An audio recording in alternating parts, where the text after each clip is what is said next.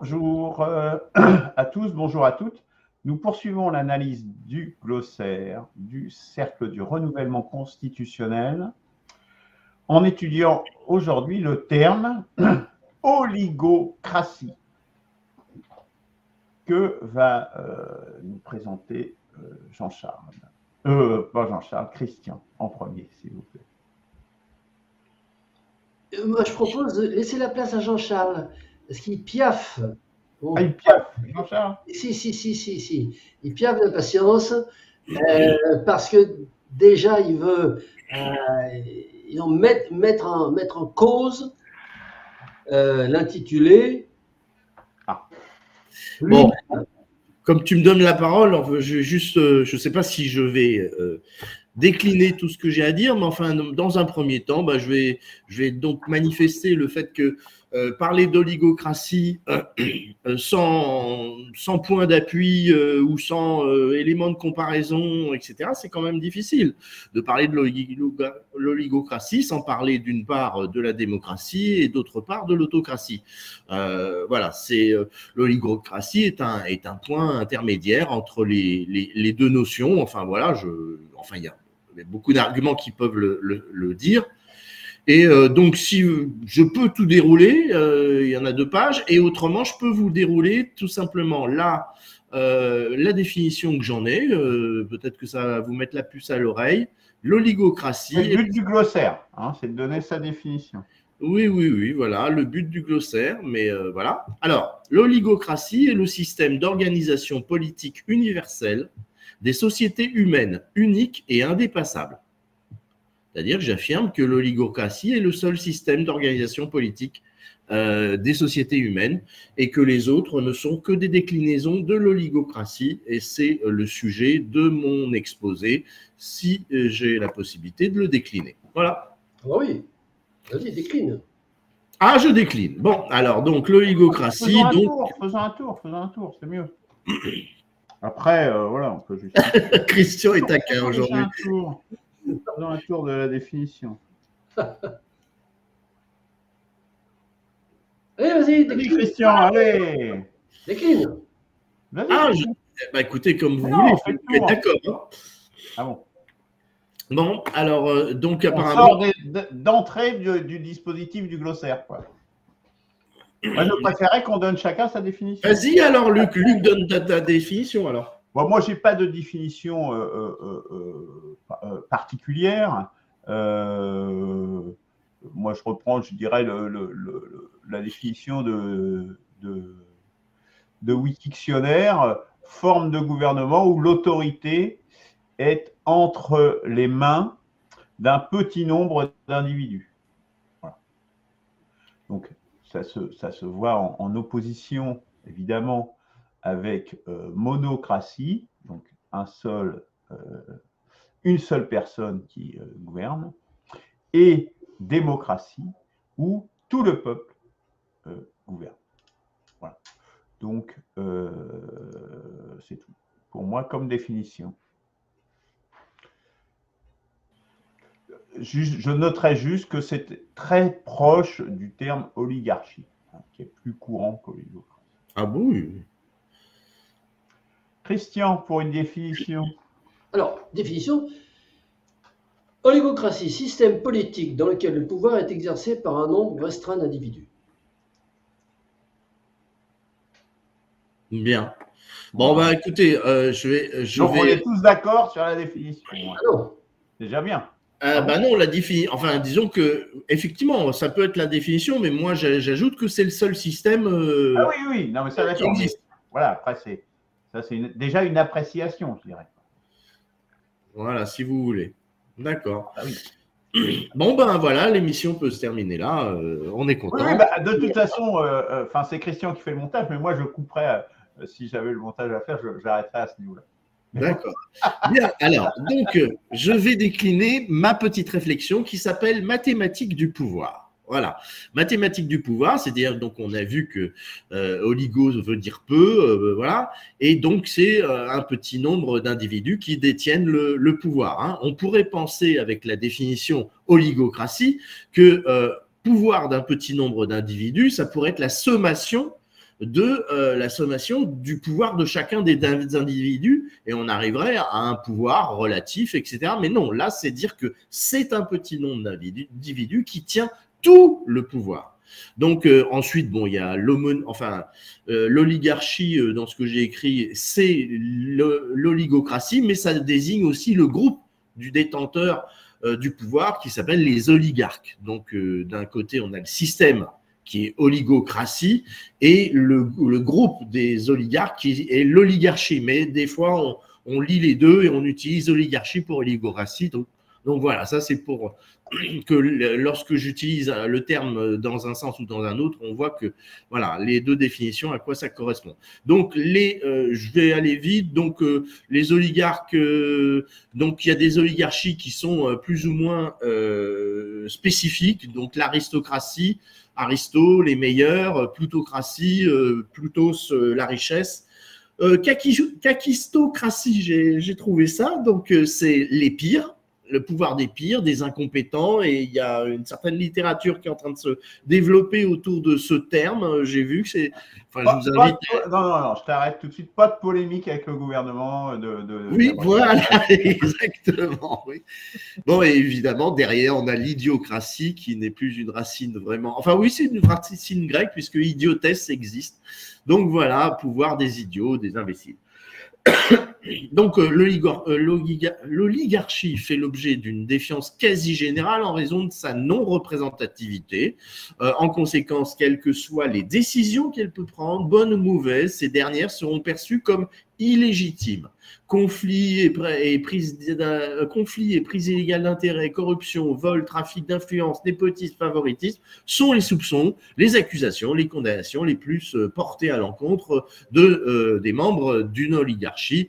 La sécession d'avec le peuple et le syndrome dont les oligarques sont accusés. Donc voilà, c'est un petit peu la petite présentation qu'on peut, si on se focalise uniquement sur le mot oligarchie et toutes les caractéristiques qu'on peut, tous les commentaires qu'on peut en faire. Ensuite, on a un antonyme usuel qui est, donc comme on a le contraire, comme oligo veut dire peu, donc le contraire de peu, c'est beaucoup. En l'occurrence, le contraire de petit nombre d'individus est beaucoup d'individus. Donc on peut avoir l'ochlocratie, c'est le règne de la foule. Bon, voilà. Mais on va s'attarder sur jusqu'à la totalité des individus, c'est-à-dire la démocratie. La démocratie, donc, c'est le pouvoir du peuple. Le pouvoir y est théoriquement distribué à proportion entre chaque individu. J'ai bien dit théoriquement, et donc je souligne le mot à proportion. Donc c'est là qu'on va commencer à faire de la mathématique. Quand on oppose oligocratie à démocratie, on oppose le peu au peuple. Le peuple étant le tout, la somme de tous les individus constituant la population de la nation administrée par l'État, incluant même les oligarques. Donc on est bien d'accord que d'un côté on a l'oligocratie, le peu de gens, et la démocratie censée être le tout. La démocratie, désignant le pouvoir du peuple, désigne donc le pouvoir du tout, de tous. Question d'aiguillage. L'expression du pouvoir étant unique, une seule décision, et c'est d'ailleurs une seule décision, par quel prisme s'exprime-t-elle d'une façon univoque? Et on a un problème, c'est-à-dire on a tous, mais pourtant on a une seule décision, donc c'est une question d'aiguillage, d'entonnoir sans doute. Donc le prisme qui exprime de façon univoque la voie de la démocratie, le prisme est un filtre mathématique, et là on arrive au concept de majorité. Donc c'est la démocratie, utilise ce concept de la majorité.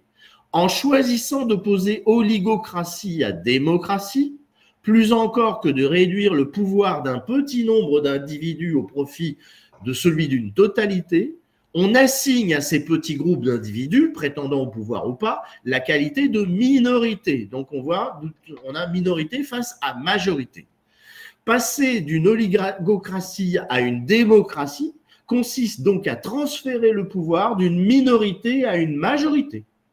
En d'autres termes, on déplace le pouvoir d'une petite minorité vers une plus grosse minorité qu'on appelle majorité dès lors que cette minorité atteint un seuil fixé traditionnellement à la moitié du tout, c'est-à-dire 50%. Mais la majorité n'étant pas mathématiquement n'étant pas le tout, la majorité n'est pas le tout, on est bien d'accord, on n'est pas tout le peuple, la majorité n'est pas le peuple. Donc, une démocratie est une oligocratie exercée par une majorité et non par le peuple. La démocratie est une forme oligarchique particulière basée sur un compromis mathématique. Voilà. Encore une fois, c'est de la mathématique. J'essaye de faire uniquement de la mathématique. Première conséquence, la démocratie n'est pas le pouvoir du peuple, mais une fraction majoritaire de ce peuple. Autre conséquence, la démocratie n'est pas l'antonyme d'oligocratie, mais un sous-ensemble de ce qu'on peut mettre dans oligocratie. Donc voilà, je relativise la notion de démocratie, elle est en fait dans l'oligocratie. Alors, donc, un petit commentaire avant de continuer sur l'autocratie. L'ambition démocratique est d'agréger la voix du peuple, le tout via le vecteur unique de la majorité. Donc, ça, on l'a vu, la majorité n'est pas le tout. Donc, la démocratie est donc un système de fragmentation du pouvoir. Est-ce à dire que son pouvoir est moindre? Là, on pourra ouvrir une discussion à ce sujet, mais de là à ce que la démocratie soit une tartufferie, on ne sait pas. En tout cas, il y a une fragmentation du pouvoir. De quelle façon? Est-ce que ça le renforce? On ne sait pas. Autre question, la démocratie est-elle un moyen de canaliser, extraire le pouvoir de bas en haut et de l'exercer de haut en bas ou le contraire? Bon, ça, c'est des questions que je me suis posées en écrivant cette chose-là. Enfin, ce texte. Les antonymes donc qui viennent derrière, la distribution-répartition n'est pas le seul angle par lequel envisager l'antonymie de ces notions de pouvoir. Donc, la distribution-répartition du pouvoir, on a vu qu'elle est d'une part distribuée soit sur des petits nombres d'individus ou sur tous les individus, mais on peut aussi considérer cette histoire non plus si le pouvoir est réparti, mais concentré. Alors là, on va parler des formes d'administration politique où le pouvoir est concentré. Donc concentré, autocratie. Pouvoir concentré en un seul point du tout. Donc c'est une autre forme d'oligarchie particulière où le groupe des oligarques ne compte qu'un seul membre. Bon, voilà, c'est encore de la mathématique, hein, tout simplement. Les ensembles et sous-ensembles. Donc, on a l'exemple de la monarchie, monarchie. Voilà. Alors, on a une autre notion, c'est la pasocratie.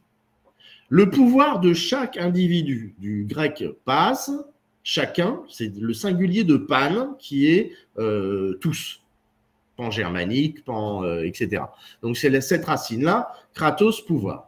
C'est la souveraineté de tout individu, quelles que soient ses caractéristiques. Mais la pasocratie, dans le sens où, pour revenir à un antonyme qui parle de concentration du pouvoir, et là vous allez comprendre, la pasocratie désigne la situation où tout le pouvoir est entre les mains de chaque individu. C'est une autre forme oligarchique particulière où le groupe des oligarques compte l'ensemble des individus, ou plus précisément, où il y a autant de groupes oligarchiques que d'individus. Voilà. La pasocratie est donc un système où chaque individu, membre du peuple, aurait tout le pouvoir. Ainsi, le pouvoir ne serait pas distribué à proportion entre chaque partie du peuple, mais chaque partie aurait tout le pouvoir. Vous voyez, le prolongement d'un tel système ressemblerait à un Olympe sans Zeus. C'est juste pour illustrer et encore mieux mieux comprendre.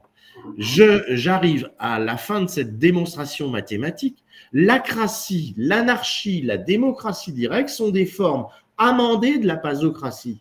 Le pouvoir y est cloné en autant d'exemplaires qu'il y a d'individus dans le peuple, au sens où toute partie du tout est détentrice de tout le pouvoir. Un commentaire, les extrêmes se rejoignent.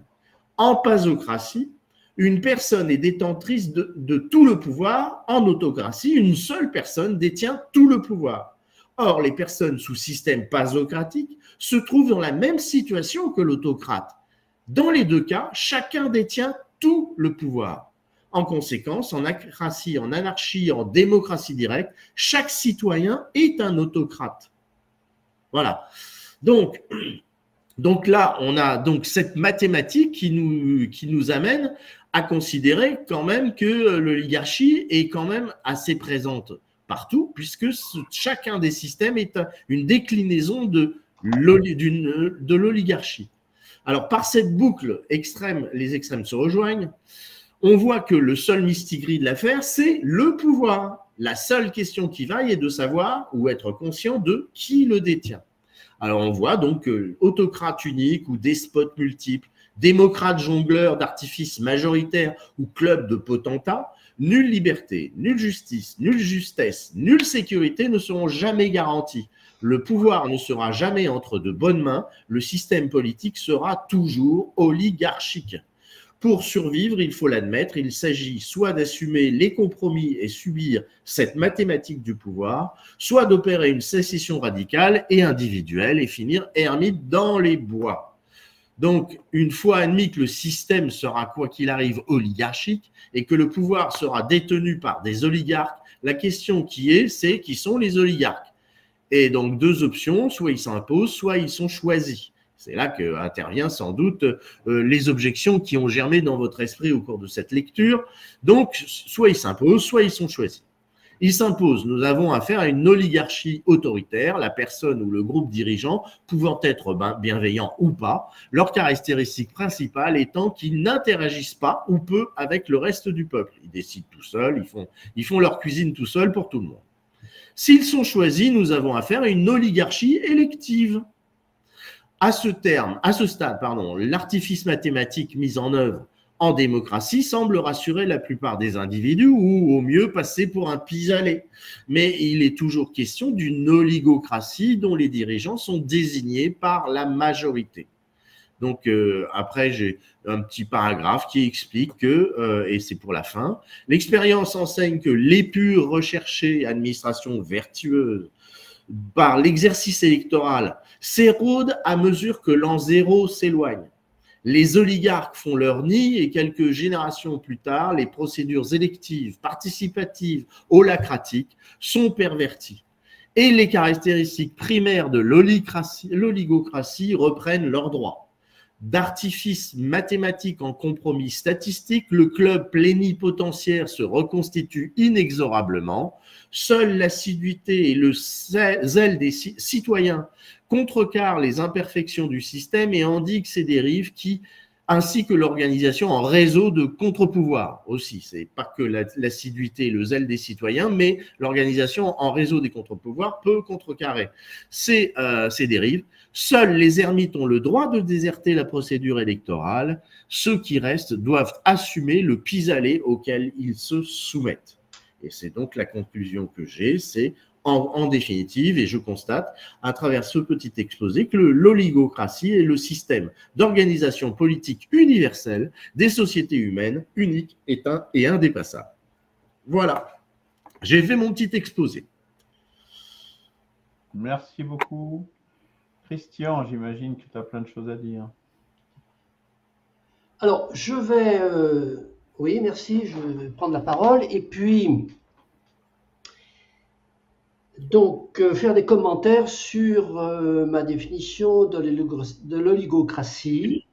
Et je ferai, après avoir fait mes commentaires sur ma définition, je ferai des observations, des commentaires sur ce que vient de dire, sur toutes les choses très intéressantes que vient de nous exposer Jean-Charles.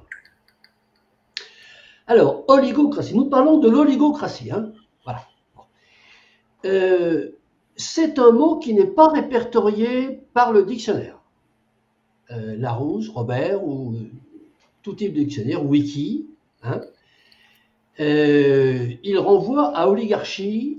Il dit parfois que c'est un terme peu usité. En tout cas, par exemple, le dictionnaire Larousse, c'est non répertorié, terme rare, assimilé à oligarchie.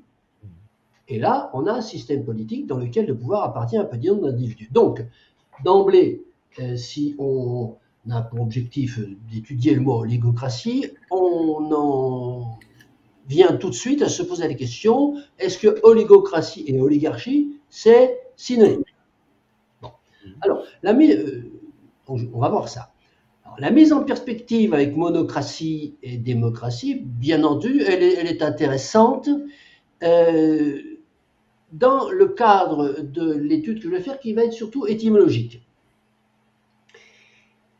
Alors, un petit retour en arrière historique dans le contrat social. Jean-Jacques Rousseau écrivait qu'il n'existait que 3 systèmes connus de l'exercice du pouvoir: la monocratie, qui était c'est-à-dire l'exercice du pouvoir par un homme seul; l'oligocratie, qu'il appelait également aristocratie, il l'appelait plutôt aristocratie, qui est l'exercice du pouvoir par un groupe restreint; et la démocratie, qui est l'exercice du pouvoir par tous les citoyens. Alors, quelle est la définition, enfin, quelle est l'origine étymologique exacte de ces 3 termes? Bon, l'étymologie, elle est, comme très souvent, elle est grecque, hein, puisque donc oligocratie, c'est l'association, la combinaison de 2 mots grecs, oligos, peu nombreux, et kratein, le verbe commander. C'est un groupe peu nombreux qui commande. Alors, de même, monocratie, c'est monos kratein, donc c'est un homme seul qui commande, et démocratie, c'est demos kratein, c'est tout le monde, c'est-à-dire le peuple qui commande. Alors, le problème, c'est que cette trilogie source, étymologie source, elle a connu une variante sémantique avec l'utilisation d'un quasi-synonyme de kratein, c'est le verbe archein, qui sont très voisins. Alors, les déclinaisons avec archein, ça donne monarchie au lieu de monocratie, oligarchie au lieu d'oligocratie, et ça donnerait démarchie en le déclinant avec démos. Alors, le mot démarchie, autant les mots monarchie, les mots oligarchie sont des mots qui sont utilisés. Le mot démarchie n'est pas utilisé, mais donc tout à l'heure, Jean-Charles nous a fait un cours de mathématiques. Moi, je ferai un petit cours je ferai simplement une petite observation de logique, en disant si on décline avec kratein et archein, eh ben, il ne faudrait pas dire démocratie, il devrait y avoir un synonyme qui serait démarchie. Alors ce terme, qui n'a jamais été utilisé, il fut proposé d'ailleurs par Friedrich Hayek. Friedrich Hayek, vous connaissez ce monsieur qui a eu le prix Nobel. Voilà. Bon. Alors, en grec, les deux verbes, kratein et archein, ils ont une signification assez proche, mais il y a un petit distinguo, c'est que dans kratein, il y a le sens d'un commandement, un commandement plutôt radical, émanant de la force brute. Alors que dans archein, il y a l'idée d'un commandement, plutôt d'un gouvernement par la règle. Bon. Et donc, du point de vue de la stricte logique terminologique, il faudrait opposer la démocratie à l'oligocratie et pas à l'oligarchie. C'est la raison pour laquelle nous parlons de l'oligocratie. Parce que lorsque on oppose, disons, on étudie les porosités entre la démocratie et l'oligarchie, puisque personne n'utilise le mot oligocratie, il y a là un problème de logique. Parce que si on parle d'oligarchie, il faudrait parler de démarchie. Voilà. Bon. Alors, quelle est l'interprétation par les représentants de l'oligocratie, par les représentants du pouvoir, hein, oligocratie qu'ils appellent oligarchie? Eh bien, cette interprétation, c'est une interprétation en fait, de synonymie avec la démocratie. Donc, oligarchie et démocratie, ça a une signification dans la bouche des maîtres du pouvoir identique. C'est la raison pour laquelle, à plusieurs reprises, j'ai dénoncé cette usurpation sémantique, usurpation du terme démocratie pour en fait désigner un système qui est un système d'oligocratie. Alors, Jean-Charles nous dit que l'oligocratie ou l'oligarchie, on a vu que ces deux termes sont proches. On peut d'ailleurs les utiliser les uns à la place de l'autre, mais il m'a paru intéressant de faire cette analyse sémantique pour voir quelle différence il pouvait y avoir. Et surtout pour rester dans une logique, si on fait du cratie, il faut faire de la monocratie. Si on parle de cratie, il faut parler de monocratie, il faut parler de oligocratie et de démocratie. Voilà. Alors, Jean-Charles nous dit que l'oligocratie, c'est le seul système qui existe dans le monde. Ce système politique qui existe dans le monde. Alors, c'est peut-être vrai, mais ce n'est pas une définition, ça. Pas une définition, c'est une description, une constatation. Mais ça ne définit pas un principe, ça ne donne pas les éléments d'un principe qui va permettre de définir ce que c'est que l'oligocratie. Et alors, ensuite, la démonstration, l'exposé mathématique que nous a fait Jean-Charles, est très intéressant, mais pour moi, c'est un sophisme. C'est un sophisme parce que derrière cette définition, cette non-définition, je dirais, mais qui est une constatation qui peut se défendre, pour lui, tout est oligocratie, parce que, eh bien, lorsqu'il y a une seule personne, c'est l'exercice du pouvoir par un petit nombre qui est réduit à une seule personne. Lorsqu'il y a l'exercice du pouvoir par un groupe restreint, c'est une oligocratie avec un groupe restreint qui peut être décliné en deux possibilités, un groupe restreint électif, on a une oligocratie élective et un groupe restreint imposé, voilà. Et puis la démocratie, ce serait une oligocratie parce que ce serait en fait un groupe restreint plus important que la majorité. Bon. Alors, je pense qu'il y a une erreur de raisonnement dans cette affaire, parce que rien ne dit que la démocratie, c'est l'exercice du pouvoir par la majorité, plus un. Sauf Jean-Charles. On peut très bien concevoir la démocratie, et si on se réfère d'ailleurs, c'est la raison pour laquelle j'ai fait ce petit retour étymologique, la démocratie, c'est l'exercice du pouvoir par tout le peuple. Donc la démocratie, c'est l'exercice du pouvoir par un groupe, non pas un groupe restreint un petit peu plus grand qui devient un groupe majoritaire, parce que je crois qu'il a même utilisé, c'est la majorité d'une minorité. Non, il ne s'agit pas de la majorité d'une minorité, il s'agit effectivement de l'ensemble du peuple. Voilà. L'idée que la démocratie, c'est la majorité plus une voix, c'est l'idée justement actuelle des maîtres du pouvoir. Mais la vraie démocratie, d'un point de vue étymologique, c'est l'exercice du pouvoir par l'ensemble. Donc,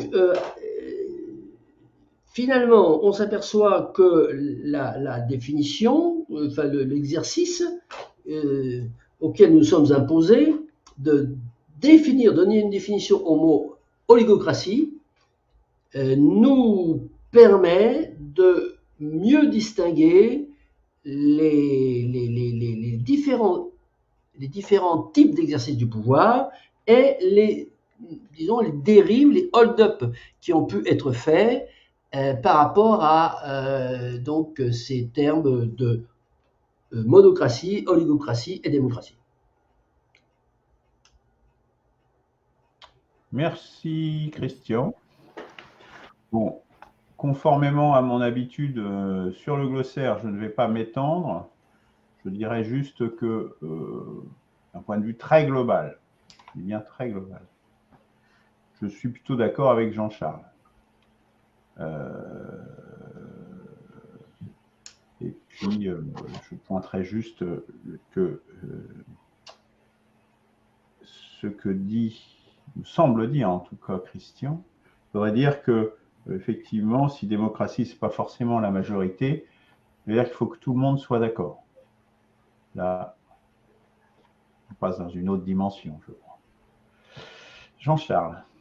Bah voilà, justement, je voulais répondre à cette chose-là. Bon, juste une petite remarque sur la définition. Effectivement, ce que j'ai affiché en premier, c'est ma façon de provoquer le débat, et vous me connaissez, mais effectivement, on est d'accord sur la définition qui est l'exercice du pouvoir, enfin l'oligocratie, et donc l'exercice du pouvoir par un nombre restreint de personnes ou un petit nombre de personnes. Donc là, on est tous d'accord sur la définition. Donc voilà, mais ce que j'ai affiché en premier, effectivement, ce commentaire suscitait, enfin c'était mon intention de provoquer le débat.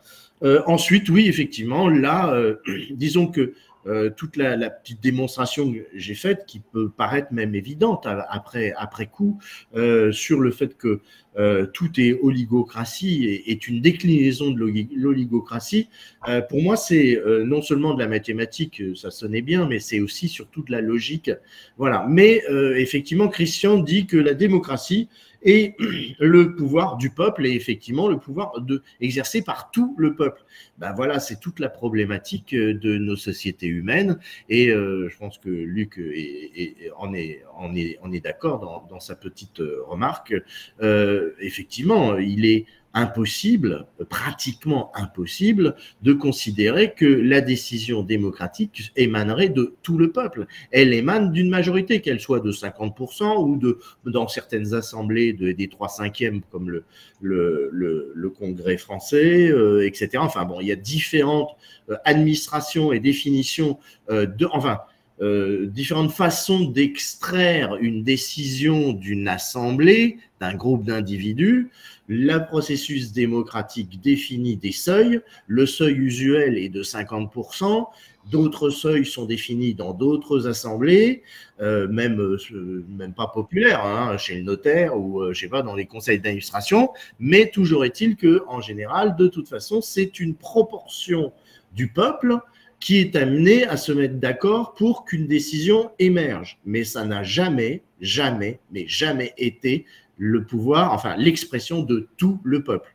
Ou alors, bon, ça serait exceptionnel qu'il y ait un consensus partagé par des milliers, des millions d'individus sur une seule décision. On peut en rêver, ça peut arriver de façon absolument exceptionnelle, mais voilà, non, la démocratie n'est pas le pouvoir de tout le peuple. Voilà.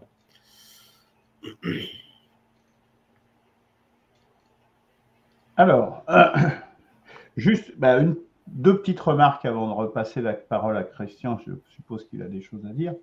La première, c'est que ce n'est pas le pouvoir de tout le peuple, mais il peut, malgré tout, parfois, être appelé à se prononcer de façon exhaustive lors des référendums. Quand même, le processus, je dirais, démocratique, je dirais que l'on connaît, qui est le plus proche, je dirais, de ce qu'on peut appeler la démocratie. Une deuxième remarque, c'est sur le terme, alors pas d'oligocratie, mais d'oligarchie. C'est-à-dire qu'il faut faire aussi attention à comment est-ce qu'elle est désignée. Hein. Le gouvernement aristocrate, par exemple, ce sont les meilleurs. Le problème des meilleurs, c'est selon quels critères. Et à partir de là, on ouvre une foule de possibilités. Et également de son évolution, c'est-à-dire du périmètre dans lequel elle se définit, et avec des évolutions, et notamment actuellement, où on avait jusqu'à il y a peu une oligarchie qui était de périmètre essentiellement national, et aujourd'hui une oligarchie qui a un périmètre mondial et transnational. Et là, ça change énormément les choses, justement, en termes de déconnexion, quand même, entre le peuple, quand même, au nom duquel on est toujours censé gouverner, même un monarque, hein, il gouverne au nom de Dieu, mais aussi pour son peuple. Or que là, on a une déconnexion, je dirais, inédite entre l'oligarchie et le peuple en lui-même. Et je pense que c'est, bon, même si c'est un petit peu périphérique par rapport à notre débat, je pense que c'est une évolution récente qui est tout à fait, qui convient de noter. Christian. Alors, bon, on bute toujours sur la même confusion entre commandement opérationnel et règles abstraites. Je m'explique. Oligocratie, c'est l'exercice du pouvoir par un groupe restreint. Il me semble qu'on est d'accord tous les trois. Monocratie, c'est l'exercice du pouvoir par un homme seul. Démocratie, c'est l'exercice du pouvoir par le peuple. Bon, qu'est-ce que ça veut dire? Alors, avant de savoir ce que ça veut dire, il faut d'abord s'arrêter sur le mot pouvoir, exercice du pouvoir. Parce que j'entends parler de décision. Qu'est-ce que c'est une décision? Bon. Le pouvoir, alors, mon raisonnement est fonction d'un prérequis, est basé sur un prérequis, à savoir que le pouvoir, c'est le pouvoir législatif, et rien d'autre. À savoir que l'exercice du pouvoir, par un groupe restreint, c'est un mode de fabrication de la loi qui est faite par un groupe restreint. La monocratie, c'est un système où c'est un seul homme qui fait la loi. Et la démocratie, c'est un système où c'est l'ensemble du peuple qui fait la loi. Bon, déjà, on ne parle pas tout à fait de la même chose, parce que ce dont vous parlez, ce sont des commandements opérationnels, des décisions qui vont être prises, à savoir est-ce qu'on va construire un pont à tel endroit, est-ce qu'on va envoyer des avions en Syrie, voilà. Ça n'est pas le pouvoir, c'est des rôles, ce sont des missions exécutives. Le seul pouvoir, c'est le pouvoir législatif. Donc et moi je pars de cette hypothèse-là. Voilà. Bon. Ensuite, pour répondre à, disons, la question, ou plutôt l'affirmation d'une impossibilité, il est impossible qu'on prenne des décisions à l'unanimité de tout un peuple de 50 millions. Oui, bien sûr, c'est impossible. C'est impossible qu'il y a des centaines et des centaines de décisions qui sont prises tous les jours, voire chaque heure, qui passent en France, d'un maire, d'un conseiller général, d'un maire, de faire ceci, de faire cela. Oui. Bon. Par contre, les lois, elles sont faites par soit une personne quand c'est une monocratie, soit par un groupe extrêmement restreint quand on est en oligocratie. Et en démocratie, la démocratie, ça n'existe pas, mais ce serait le cas où c'est l'ensemble du peuple qui fait la loi. Après, ça ne veut rien dire de plus. C'est l'ensemble du peuple qui fait la loi. Après, il y a des règles qui vont codifier la façon, effectivement, que le peuple assemblé va pouvoir produire une loi. Et ça, c'est un autre débat. Voilà. Le principe, c'est j'ai 3 ou 4 personnes, ou 567 au maximum, qui font les lois, c'est de l'oligocratie. J'ai une seule personne qui fait des lois, c'est de la monocratie. Et puis, j'ai le peuple tout entier qui a le pouvoir à tout moment de faire la loi. Ça, c'est la démocratie. Voilà. Bon. Donc, je crois que le dialogue de sourds que nous avons, il vient du fait que nous ne mettons pas le même sens dans le mot pouvoir. Voilà. Pour vous, le pouvoir, c'est le pouvoir, disons, de l'ensemble des mandataires, en charge de gérer la collectivité depuis l'échelon le plus haut, président de la République, jusqu'à l'échelon tout en bas, disons, du petit technocrate de village. Alors que pour moi, le pouvoir, c'est le pouvoir de faire les lois. Et je pense que, précisément, ces 3 modes de gestion de la collectivité, monocratie, oligocratie, démocratie, sont des modes qu'on peut utilement étudier si on ne parle que de la façon de faire les lois. Sinon, tout le reste, bon, évidemment, il y a une variété d'organisations qui fait qu'on peut dire des tas de choses, mais on ne reste pas centré sur le sujet. Ah, pardon. Ah oui, je t'ai grillé là. Ah, tu m'as grillé, mais j'ai une petite notion à rajouter qui pourrait nous raccorder les uns les autres. Ah, vas-y, Luc. Ben, tu concluras comme ça. Alors, moi, j'invite Christian à lire le. Alors, c'est pas ce tome-là que je suis en train de lire, mais c'est l'histoire de la chute et du déclin de l'Empire romain, où on voit bien que le pouvoir et la faculté de faire les lois, si tu veux, eh ben là, vraiment, on en est loin. C'est un exemple. On est vraiment très loin avec des coups d'État, des coups de force, des assassinats et tout un tas de choses de cette nature, c'est-à-dire l'exercice de la violence qui, et nous avons eu une émission à ce sujet du pouvoir, montre qu'in fine, c'est toujours ce pouvoir-là qui est le plus important. C'est celui qui est capable de te tuer, de te casser la gueule, etc., etc. On voit bien aujourd'hui, avec les agriculteurs, qu'est-ce qu'on oppose aux agriculteurs? La force, les blindés, etc., etc. Sous couvert de la loi. Alors tu dis, parallèlement, donc c'est pour ça que je veux dire que cette hypothèse que le législatif, oui, en temps normal, mais je crois qu'on a dû discuter récemment que la seule chose qui compte, c'est le pouvoir en temps d'exception, en temps exceptionnel. C'est celui-là où le moment où s'exerce réellement le pouvoir, puisque c'est ces temps-là qui sont… mais en temps calme, oui, on va pouvoir… celui qui a le pouvoir de la force pourra écrire un texte, comme ça ira bien, puis il pourra le changer si ça lui convient. Hein. Mais c'est le gouvernement selon les règles, comme on dit. Mais justement, ces règles, les décisions dont tu parles, dont tu dis qu'il y en a des milliers chaque jour, mais ce sont des règles, tout comme les lois. Quand un maire prend une décision dans une commune, eh bien, c'est une règle qu'il édicte pour une période où vous n'avez pas le droit de circuler dans telle rue. C'est une loi à ce moment-là. Ce ne sont que des règles.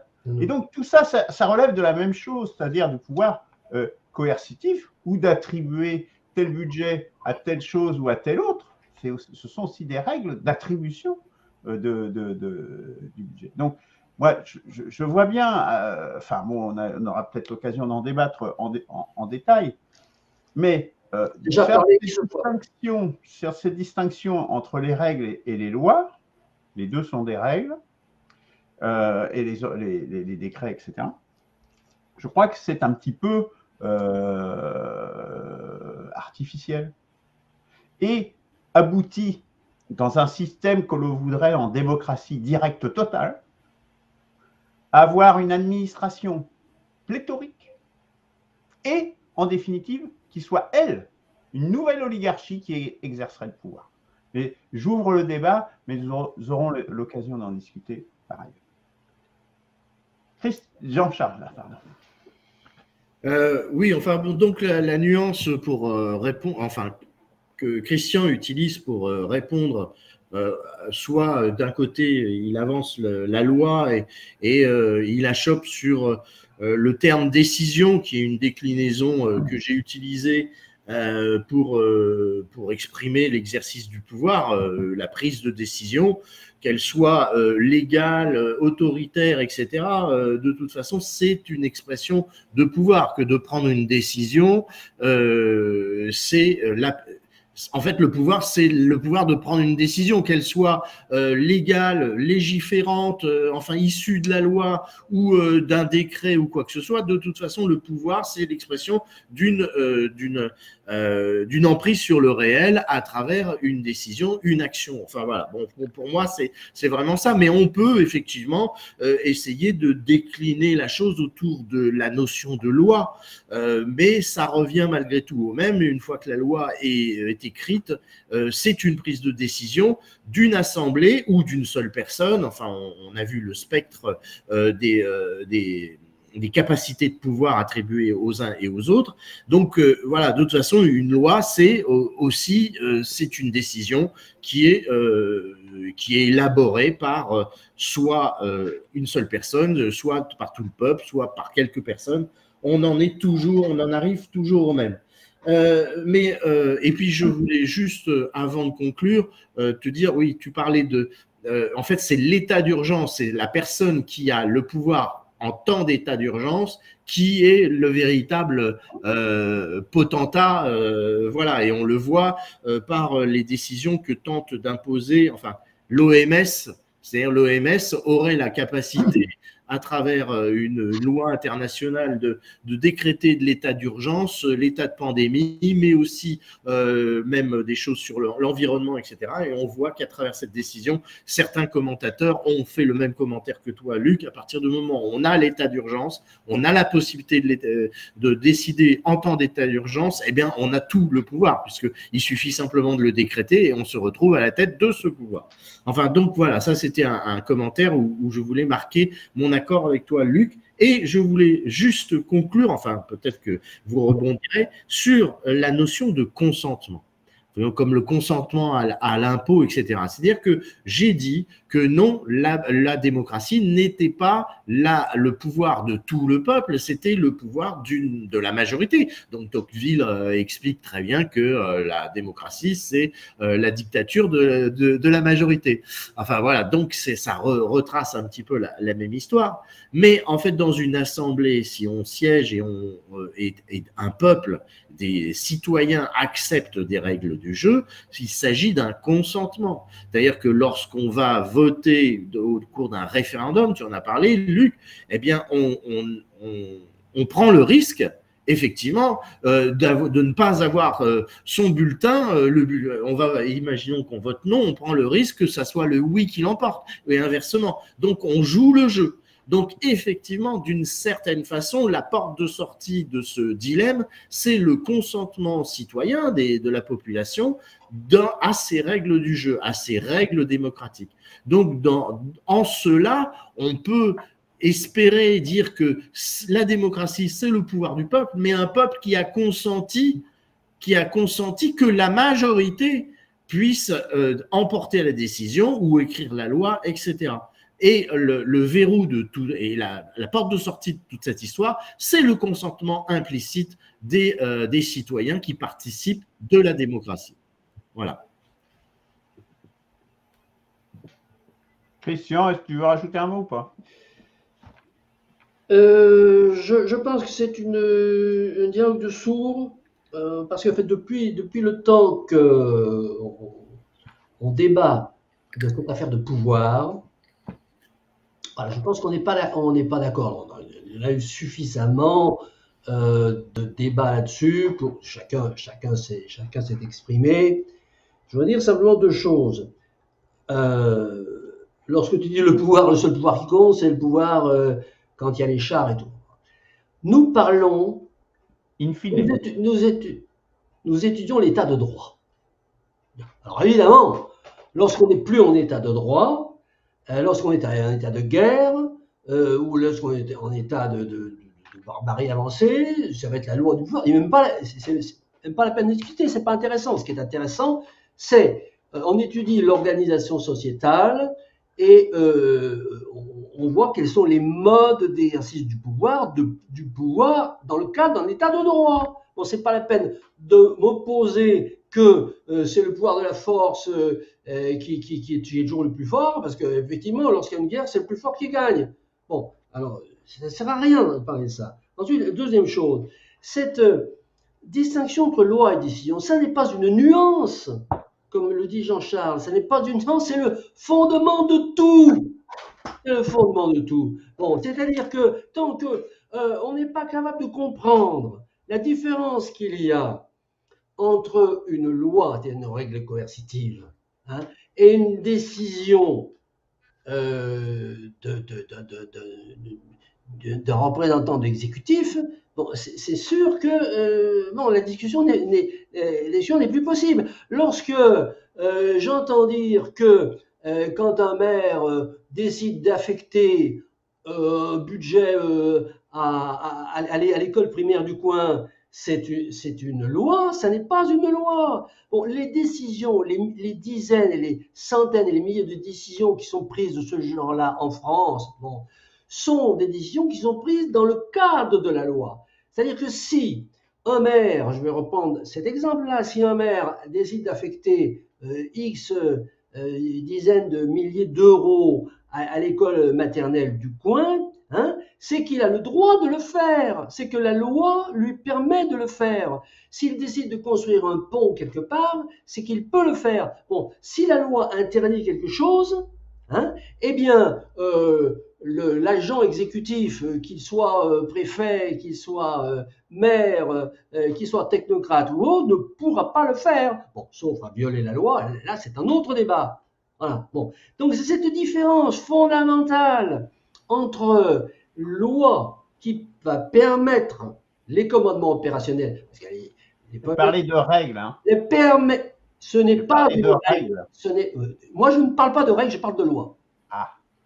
Je parle de règles coercitives. Bon, je parle du système législatif, qui est un système qui écrit les règles coercitives. Alors tu les appelles règles, virgule coercitives, qui sont contenues dans les 74 codes juridiques. Là, je parle de choses extrêmement précises. Bon. Moi aussi, code civil. Quand je dis règles, je dis c'est l'ensemble des règles.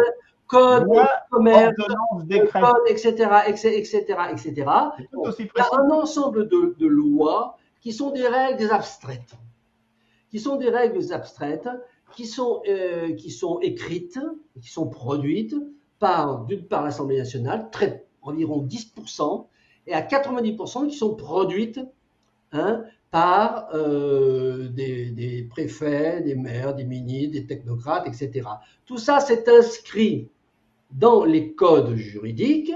Il y a environ 140 000 règles coercitives, et ça, c'est le pouvoir. Après, il y a des agents administratifs qui décident d'affecter des budgets, qui ont un budget. C'est la répartition budgétaire, ou bien qui décident de faire un certain nombre de choses. Ils le font dans le cadre de la loi. Et tant qu'on n'a pas compris cette distinction, ou tant qu'on ne fait pas, ou qu'on ne veut pas faire cette distinction, le débat sur le pouvoir n'est pas possible. Hein, tout simplement. Parce qu'il y a une confusion, c'est que le pouvoir, c'est un pouvoir, c'est tout. Alors on va tout mettre dedans, on va mettre le pouvoir du chef de famille qui va imposer à son gamin de pas aller jouer au foot. Bon, ça peut aller très loin. Ouais, bon. Et je reviens à nos moutons, c'est-à-dire oligocratie, monocratie, démocratie. Qu'est-ce que c'est? C'est l'exercice du pouvoir par une certaine entité. Qu'est-ce que c'est que le pouvoir? C'est le pouvoir d'édicter des règles abstraites. Voilà. Bon, encore une fois, affecter 10 000 euros ou 100 000 euros à l'école communale du coin, c'est pas une règle abstraite. C'est un commandement opérationnel. Voilà. Une règle abstraite, c'est dire il est interdit de faire cela. Ça, c'est une règle abstraite. Ou vous êt obligé de faire cela. Bon, je crois qu'on a vraiment dérivé parce que non, moi je t'assure, c'est-à-dire que dans l'exposé, dans les prémices, enfin dans le début de nos débats, on a utilisé pouvoir et dans une comment dire, une rhétorique, la nécessité rhétorique un petit peu de changer de mot. À un moment donné, j'ai utilisé le mot décision, mais de toute façon, on en revient au niveau du pouvoir démocratique, oligocratique, etc. On parle toujours de la même chose. Effectivement, on va dire, allez, on enlève les décisions, les règles, etc., les lois, le discours tient malgré tout, et le discours que j'ai emprunté, le discours de chacun ici, peut tenir sans cette nuance. On se met d'accord. On ne parle que de loi pour te faire plaisir, Christian, et on enlève toutes les nuances. Eh bien, le raisonnement et la déclinaison, la mienne mathématique, la tienne étymologique et sémantique, la définition de Luc tient malgré tout, même si on ne fait que faire plaisir à Christian et n'utiliser que le mot de loi. Ensuite, sur l'affaire de la loi, justement, quand on parle d'état d'urgence, imaginons, par exemple, il y a des pouvoirs qui ne sont pas révélés et qui se révèlent en état d'urgence. Voilà. Imaginons, et je vais prendre un truc beaucoup moins dramatique, imaginons une famille où tu as la mère de famille qui cuisine tout le temps, tous les jours, pour tout le monde, etc. Eh bien, lorsque tout tombe, eh ben, on s'aperçoit que si vraiment il y a une crise pas possible, etc., on s'aperçoit que le seul pouvoir qui vaille, c'est la maman qui fait la cuisine et qui fait la bouffe à tout le monde. Et là, il y a une révélation d'un pouvoir. Donc peut-être que mon image et ma métaphore est mauvaise et apporte des commentaires, etc., mais simplement pour te montrer, Christian, que les choses ne sont pas seulement, et le pouvoir ne réside pas toujours et uniquement dans la loi, mais l'exercice ténu, crypto, il y a des crypto-pouvoirs, et le crypto-pouvoir de la maman devant ses fourneaux, eh ben, il existe. Et on le vit tous, voilà. Enfin bon, c'est une image, je ne sais pas si elle est valable jusqu'au bout pour le raisonnement, mais c'est pour dire que, ok, on peut s'assurer de ne parler que de loi dans notre discussion, mais on peut aussi se permettre de dire que, au-delà de la loi, il y a des crypto-pouvoirs, des choses de fait qui existent aussi. Mais on peut s'abstenir d'aller jusque-là, et le raisonnement tient malgré tout en ne parlant que de loi. Voilà. On parle de mode de gestion de la collectivité, on parle de mode d'organisation politique, on ne parle pas de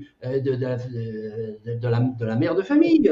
Oui. Donc, voilà, il s'agit de savoir qu'est-ce que c'est quand on dit oligocratie, exercice du pouvoir par une minorité. Bon, qu'est-ce qu'on met dans le mot pouvoir? Enfin, si on met toutes les décisions disons, des agents de la collectivité, mais je ne vois pas en quoi ça change les raisonnements. Depuis le début, ça change tout. Ça ne change rien du tout. Non, cette différence entre l'exécutif et le législatif, alors, bon, je conviens que vous êtes excusé par le fait que depuis des décennies maintenant, le pouvoir exécutif a phagocyté le pouvoir législatif et que c'est l'exécutif qui fait la loi, donc il n'y a pas de différence entre l'exécutif et le législatif. Bon. Mais quand on parle de concept d'organisation de la société, on ne distingue pas la différence qu'il y a entre les règles abstraites et les commandements opérationnels. Tant qu'on n'a pas compris cette différence, bon, eh bien évidemment, on nage dans la confusion la plus totale. Pour que nous en restions là, je rappelle la définition quand même. Ça permettra aussi aux gens d'apprécier notre discours. Hein. C'est oligocratie ou oligarchie, une oligarchie dérivée donc alors je ne lis pas le grec, de petit, peu nombreux, et de archo, commandé, est une forme de gouvernement où le pouvoir est détenu par un petit groupe de personnes.